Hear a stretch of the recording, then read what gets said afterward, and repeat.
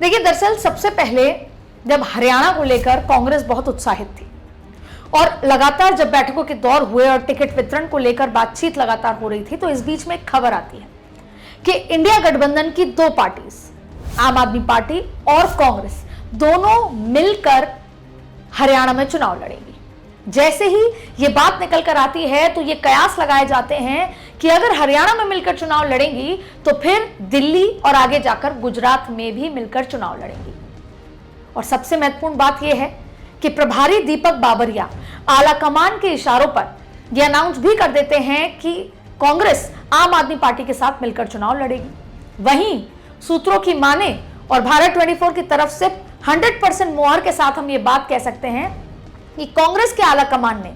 आम आदमी पार्टी के आला कमान को खुद ये बताया कि हम आपको 5 से 7 सीटों के साथ गठबंधन में हरियाणा में कांग्रेस और आम आदमी पार्टी चुनाव लड़ेंगे। जब दोनों आला कमान के बीच में एक दूसरे से बातचीत हो गई, इस बात पे मोहर लग गई और दोनों ने एक दूसरे को बधाई दे दी,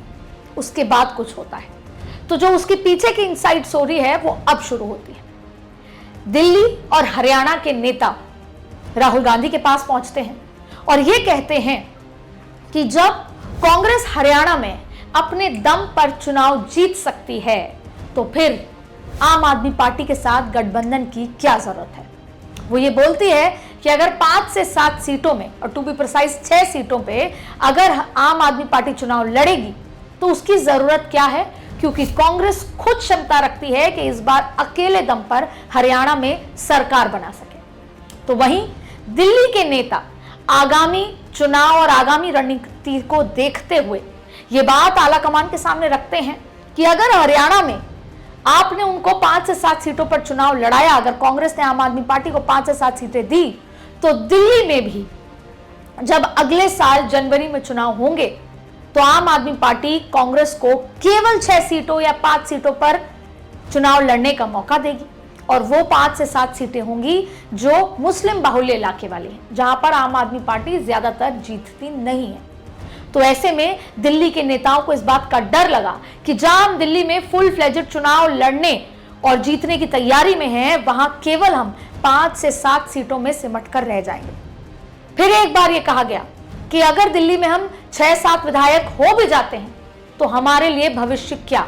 ऐसे में आला कमान की तरफ से एक राय भी दी गई। आला कमान ने कहा कि हरियाणा में जितने भी बनिए वोटर हैं वो बीजेपी से छिटक चुके हैं,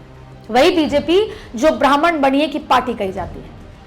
राहुल गांधी का ये मानना था कि जितने भी बनिए वोटर हैं वो छिटक चुके हैं और इसीलिए जो बनिया इकलौता मुख्यमंत्री है जो जेल में है उसको वोट देंगे। और ऐसे में भारतीय जनता पार्टी के कई सारे जो वोट बैंक में सेंधमारी मार सकती है। लेकिन फिर भी हरियाणा और दिल्ली के नेताओं को यह गवारा नहीं था और उसके बाद गठबंधन टूट गया। अब इसके पीछे एक सबसे महत्वपूर्ण बात यह है कि इन तमाम चीजों के बाद आम आदमी पार्टी कांग्रेस से नाराज हो चुकी है और अब आम आदमी पार्टी ने इंटरनली यह तय किया है कि वो 90 की 90 सीटों पर कांग्रेस के सामने प्रत्याशी उतारेगी। तो सवाल घूम फिरकर यही है कि इंडिया गठबंधन की इस फूट में, कांग्रेस आम आदमी पार्टी की इस फूट में